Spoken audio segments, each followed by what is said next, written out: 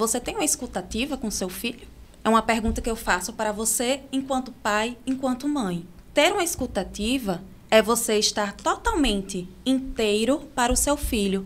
Não é você, estou ouvindo, mas estou com o WhatsApp, estou ouvindo, mas estou prestando atenção na televisão, eu estou ali fazendo milhões de atividades, mas não estou com aquele meu tempo genuíno para o meu filho. Então, antes da gente pensar como lidar, devemos fazer uma autoanálise. Como é que eu estou lidando com a escuta com o meu filho?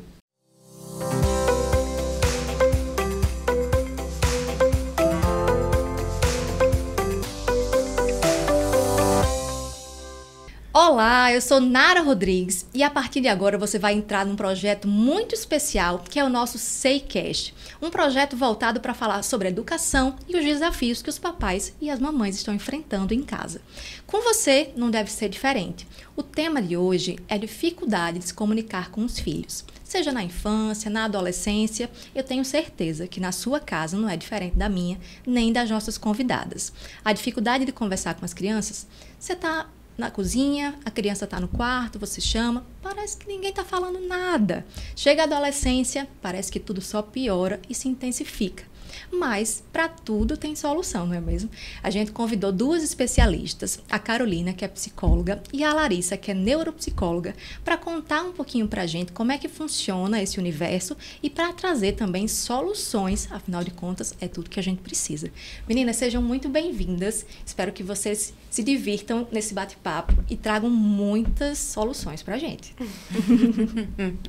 Para começar o nosso papo, eu queria, Larissa, que você explicasse nessas fases, tanto na infância quanto na adolescência, como lidar com esse processo dentro de casa? Então, Nara, o primeiro passo é a gente entender como é que funciona o amadurecimento cerebral desses indivíduos, né? Lá, antigamente, achavam que as crianças, no final da infância, estavam com seu cérebro pronto. Só que esse amadurecimento, ele ocorre até os 25 anos. Então, a partir disso, a gente pode pensar que o meu adolescente ainda não tem esse cérebro totalmente desenvolvido. Né? Então, assim, quando a gente pensa, como é que eu posso desenvolver uma escuta? Primeiro ponto, você tem uma escutativa com seu filho? É uma pergunta que eu faço para você enquanto pai, enquanto mãe. Ter uma escutativa é você estar totalmente inteiro para o seu filho. Não é você, estou ouvindo, mas estou com o WhatsApp, estou ouvindo, mas estou prestando atenção na televisão, eu estou ali fazendo milhões de atividades, mas não estou com aquele meu tempo genuíno para o meu filho. Então, antes da gente pensar como lidar, devemos fazer uma autoanálise. Como é que eu estou lidando com a escuta com o meu filho? Caroline, e nesse processo de infância e adolescência, como identificar onde é que está o problema dentro de casa, além dessa questão da escutativa? Como é que é lidar com as crianças e adolescentes e identificar, de fato, a melhor maneira de auxiliar nesse sentido? As crianças e adolescentes, né, como Larissa falou, a gente precisa colocar em prática realmente essa escuta ativa, né, que é realmente dedicar aquele tempo, o tempo de qualidade, né, para o filho, onde vai deixar um pouquinho o celular de lado, esquecer os problemas, esquecer os outros assuntos e focar ali, no olho a olho, né, na empatia. As crianças, comumente, elas não têm esse entendimento das emoções que elas estão sentindo. Então, a gente precisa estar ali para dar esse auxílio, né? Para eles identificarem o que é que eles estão sentindo, para poder dar esse suporte. O que é que eu estou sentindo, né? Como é que eu posso ajudar você nesse processo? E se colocar, né, no lugar da criança também, validar as emoções que eles estão sentindo, para poder ajudar eles nesse processo também. Larissa, e quais são os sinais de alerta? Quais são os primeiros sintomas, digamos assim, que as crianças começam a dar dentro de casa e que a gente precisa ficar atento? Então, quando você tem seu filho, que há um espaço dentro de casa, no seu quarto, que tem televisão, né, tem todo um aparato, o videogame fica lá, tem acesso às telas do telefone, do tablet, e aí você acaba não tendo tempo para confraternizar, de repente, uma refeição. Quais são os sinais de alerta? Como perceber que o meu filho está demandando um cuidado, uma avaliação mais criteriosa, um olhar cuidadoso, a partir do momento que ele deixa de se comunicar de forma assertiva comigo?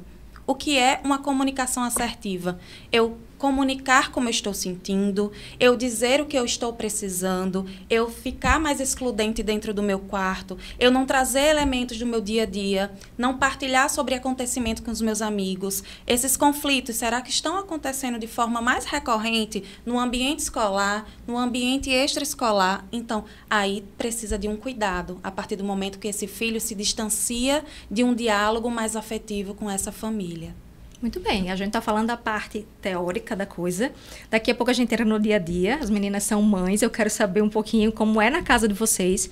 Mas, Carol, eu queria que você dissesse pra gente qual a melhor forma de fazer. No dia a dia a gente tá correria do trabalho, correria da família, várias coisas acontecendo ao mesmo tempo, o estresse aqui.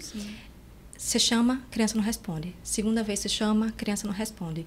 Como não perder a cabeça e o que fazer nesse momento? O principal ponto é ter esse cuidado, né, de como falar com a criança. Então, assim, como você falou, né, às vezes a gente perde a paciência realmente, mas não gritar, não invalidar, principalmente com termos pejorativos, né, com a criança.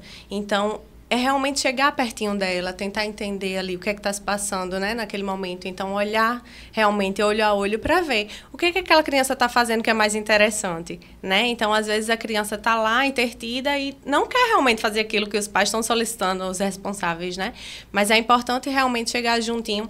Eu, como psicóloga escolar, então, eu costumo fazer uma rotinazinha com as crianças. E os pais é interessante que eles façam também, né? E essa rotina tenha esse tempo de qualidade com o filho. Porque às vezes tem lá, eu trabalho manhã e tarde, e aí à noite eu chego cansado, mas meu filho tem que estudar, tem que fazer atividade, e aí passa, eu estou resolvendo 1000 coisas, falando com 1000 pessoas no telefone, ou às vezes eu estou com meu filho, mas estou no celular.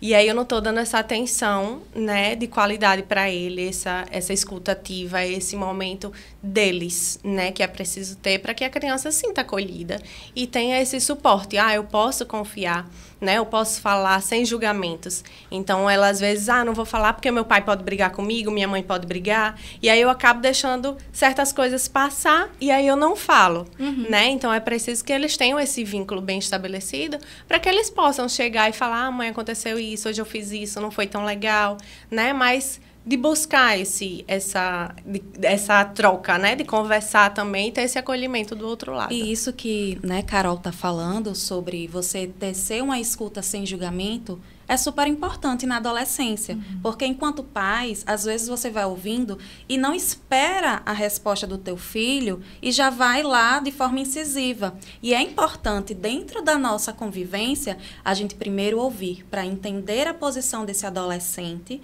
para depois trazer de forma mais assertiva e direcionada. Assim vai para a infância. Sabe aquelas perguntas bem delicadas sobre sexo, sobre namoro? E aí, às vezes, a gente não tem uma resposta pronta. E possa ser que você esteja antecipando alguma informação que seu filho não precisava saber. Por isso da importância de estabelecer uma escuta com cuidado. Meninas, e como é na casa de vocês? Eu tô querendo saber. A gente tá aprendendo muita coisa, é super interessante. Mas no dia a dia, como é que funciona para vocês? Chamou a primeira vez, os filhos têm... Filhos e filhas têm quantos anos? A minha filha tem 8 anos. Os meus filhos são menores, né? Um vai fazer 2 ainda e a minha filha vai fazer 3. Enfim, a gente tem idades distintas, dá pra gente ter uma noção de como funciona dentro da casa de cada um. Os pequenininhos não muito, mas vai ficando mais velho, 8 anos já funciona muito. A mãe diz, vamos fazer tal coisa? Fulano, vem cá, faça isso aqui. Fulano, vou já. Como é que a pessoa sobrevive ao vou já? Então, na minha casa existem alguns combinados. Né? Então, sabe aquela história do 1, 2 e 3? Na minha casa ainda funciona. Então, eu dou primeiro o chamado. Vamos, Alice. Só um minuto, mãe. Aí, no segundo, eu já vou com outro tom. Alice, já te chamei uma vez. Essa é a segunda vez. A terceira não tem negociação. Aí ela, tá bom, mãe, já tô indo. Às vezes funciona, às vezes não funciona. Aí quando é a terceira vez, eu já... Lembra que a gente combinou? Estou desligando, eu lhe dei a oportunidade de você concluir sua atividade, sua tarefa, para ir fazer o que a mamãe está pedindo. Mas geralmente o 1, 2, 3 ainda tem funcionado. E na sua casa? Mas Carol? não é porque é casa de psicóloga que vai ser tudo perfeito, né? Não. A gente em alguns momentos perde a paciência também, realmente. Mas eu acredito que esses combinados funcionam muito bem, né? Em qualquer situação, assim, de combinar e falar. Né? E não simplesmente, eu vou chegar lá, vou desligar e passe, né? Você tem que ir agora. Não, e falar. Lembra o que eu falei? A gente combinou isso, então de passar realmente os combinados para que a criança saiba, não, realmente minha mãe avisou, né? Então esse horário eu tenho que fazer isso. Porque eu acho que conversar com a criança e falar para ela previamente, né, o que ela precisa fazer, quais são as obrigações dela, norte, né? ajuda para que ela também não fique chorando muito, né? Ou então não aceitar aquilo, mas ela entender, isso daqui eu preciso fazer. Isso que Carol, né, traz sobre a previsibilidade é importante em qualquer idade. Então, a gente tem que dar oportunidade para essa pessoa concluir o que estava fazendo, porque evita a desorganização. Isso. E aí eu posso aplicar a consequência daquela ação que não foi cumprida. Então, tende a funcionar, né? Quando a gente deixa uma previsibilidade para esse indivíduo, né? Para essa criança, adolescente. Enquanto vocês falavam aí, eu estava me lembrando. Na minha casa, eu tenho 2 nomes. É Nara Daíse. Quando era a primeira vez do era Nara. Faça aqui para mim. Nara, era a segunda. Nara Daíse, ó a carreira. Porque eu já sabia que minha mãe estava assim no limite dela. Quem tem 2 nomes vai me entender em relação a Compartilho isso. disso. A minha mãe olhava e dizia nome e sobrenome. Então, Tamo junto. É bem essa a realidade. Cada casa deve ter a sua forma de solucionar, né? A gente está falando aqui sobre maneiras, mas existem várias e cada um de vocês, pai e mãe, que estão assistindo esse projeto junto com a gente, é importante que eles busquem a maneira que funciona na casa deles, né? Mas se esse caso já passou um pouco do limite e os pais já não conseguem lidar com isso, qual é a hora de procurar um profissional? a partir do momento que essa situação ela torna-se conflituosa e afeta as atividades do dia a dia dessa criança, interfere, né, na convivência, nessa relação interpessoal, é o momento de buscar ajuda. Porque até então, quando você não se encontra numa posição de equilíbrio, você vai trazer para dentro da sua casa também uma desarmonia. Eu preciso estar bem para cuidar do meu filho e para escutá-lo. Então, quando já tem um conflito constante, recorrente, quase todos os dias, onde uma comunicação está quase insustentável, é o momento de buscar uma ajuda. Será que meu filho não está demandando alguma escuta especializada, onde eu não posso estar ajudando naquele momento, não estou entendendo qual a linguagem que ele quer me transmitir com aquele comportamento? Porque o que a gente vê? A criança e o adolescente, às vezes, eles agem com o corpo. Quando eles não conseguem ter uma linguagem assertiva, é o corpo que vai representar. Quando é pequenininho, a criança não tem a linguagem propriamente definida, né, ainda, ela usa como, a mordida como forma de expressão. O adolescente, quando não consegue se comunicar, é batendo porta, é gritando, é tendo alguns comportamentos de gestuais. Então, assim, às vezes ele não está conseguindo dizer para você enquanto mãe e pai, mas ele consegue dizer para um outro profissional. Então, a partir do momento que é um conflito constante, atenção e alerta para buscar ajuda especializada. Eu lembrei daquelas plaquinhas que todo adolescente coloca na porta, né? Quem nunca? Cada um de nós. Não entre, né? Sem permissão. Tá proibido entrar. É uma forma, como você está dizendo, também de se comunicar, né? Sim. Eu quero a minha individualidade, eu quero o meu espaço.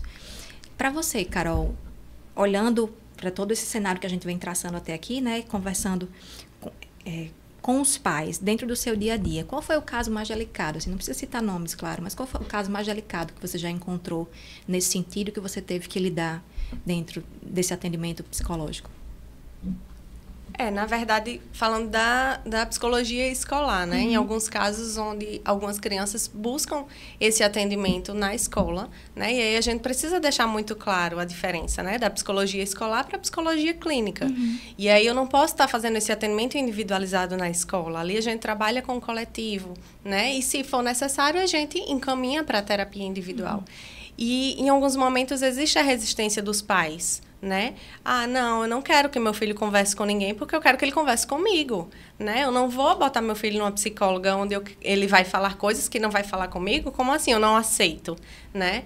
E aí precisa realmente que os pais entendam qual o momento dessa ajuda, né? Onde eles, não sei mais o que fazer, né? E aí esperam chegar realmente no extremo, onde eles já tentaram de todas as formas para procurar essa ajuda psicológica para o filho, quando, na verdade, ele já estava ali solicitando, né, com atitudes ou até dizendo aos pais. Então, em alguns momentos, eu sinto essa dificuldade também de que os pais entendam que não é invalidar eles ou que eles deixem de se comunicar com os pais, mas que para facilitar até o acesso, para que a criança trabalhe essas emoções e o que elas estão pensando, até de uma forma mais assertiva, para que comunique a eles, né, que são a figura que a gente quer que esteja ali, que eles tenham mais confiança, né, que é o pai e a mãe que estejam ali os responsáveis pela criança. E assim, hoje a gente vive na corrida do ter, sem ter tempo para o ser. Então, independente da faixa etária, hoje a gente trabalha tanto que às vezes não nos damos conta que é necessário ter aquele tempo a mais com os nossos filhos. Não é simplesmente perguntar, ei, como foi tua escola hoje? Aí vai dizer sim, não, foi boa. A gente tem que estender a essas perguntas de uma maneira que eles não dêem respostas, né? Como desculpe. E assim, a gente tem que estender as perguntas de uma maneira que nossos filhos possam se aprofundar nessas respostas, né? Não é como foi o seu dia, mas o que foi mais importante hoje que aconteceu na sua aula? Algum amigo seu hoje, durante a aula, teve algum comportamento que chamou a atenção? E aí a gente está incentivando a aumentar esse leque de respostas. Larissa, para você, dentro da sua vivência, assim como eu perguntei para a Carol, qual foi a dinâmica mais delicada que você tratou em relação a isso da comunicação dos pais e filhos? Então, um dos casos mais delicados, quando a gente pensa na perspectiva de comunicação, né, com esses pais, é quando tem uma terceirização.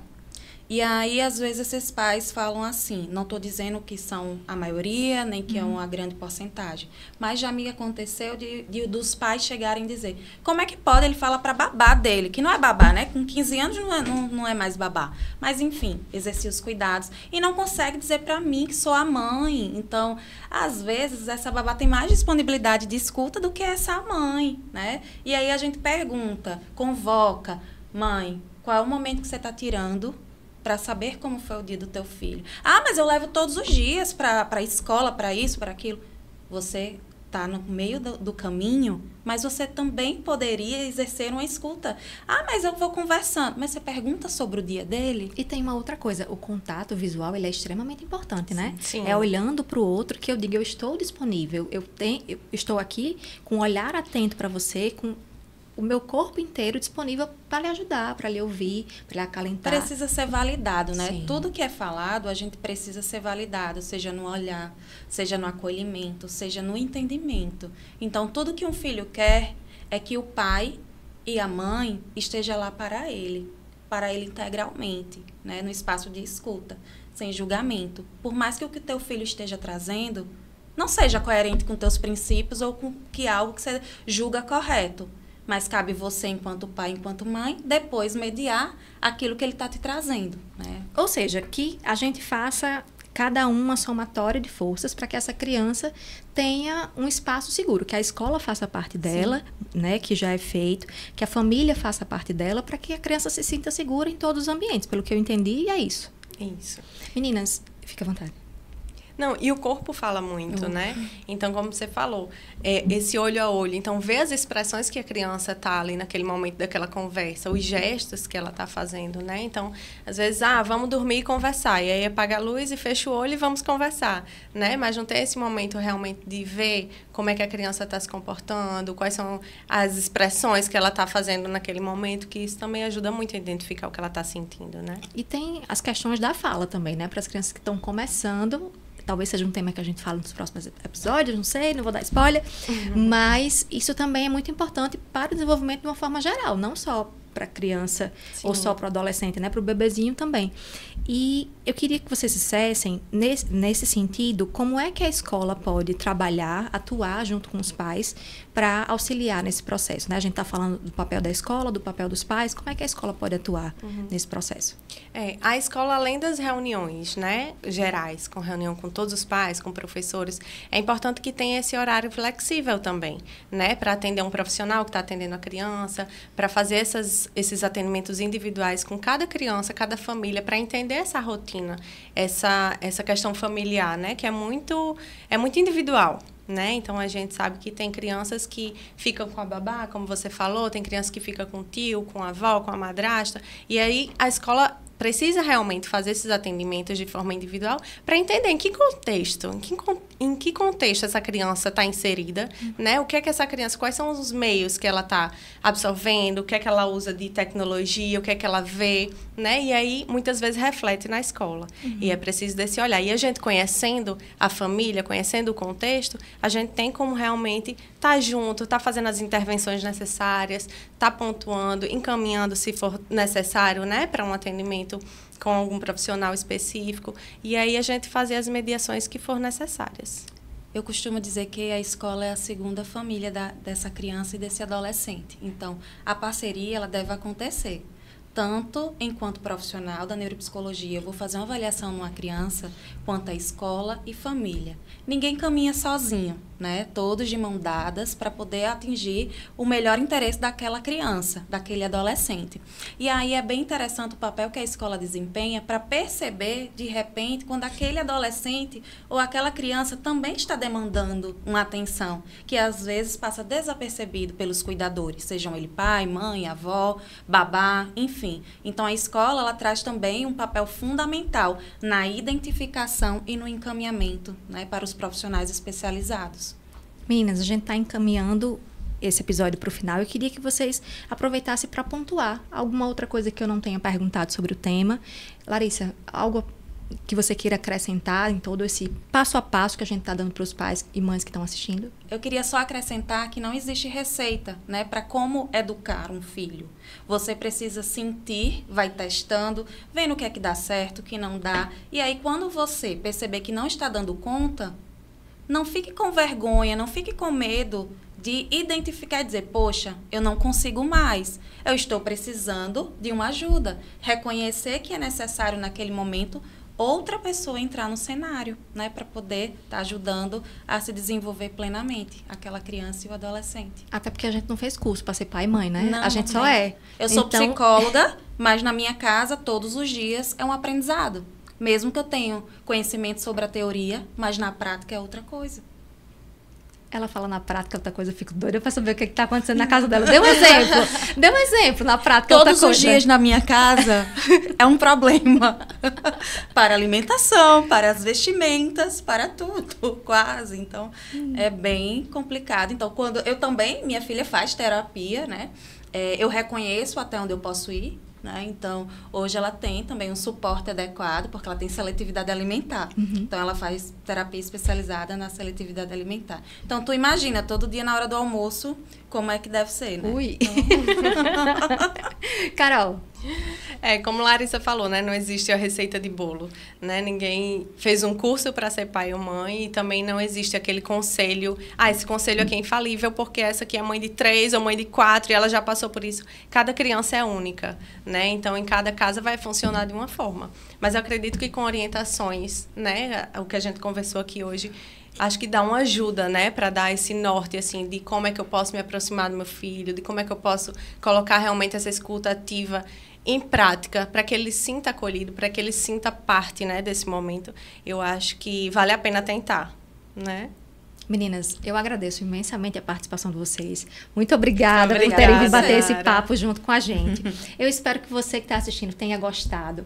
Todo esse conteúdo tenha sido útil e muito, muito, muito importante para a sua vida e para a vida dos seus filhos. A gente vai ficando por aqui, mas o SeiCast continua nas nossas redes sociais, Instagram, YouTube, Spotify. Não falta plataforma para você consumir um conteúdo muito voltado para os pais, para as mães, para os responsáveis, com muita responsabilidade e com muito profissionalismo. Beijo, tchau, tchau.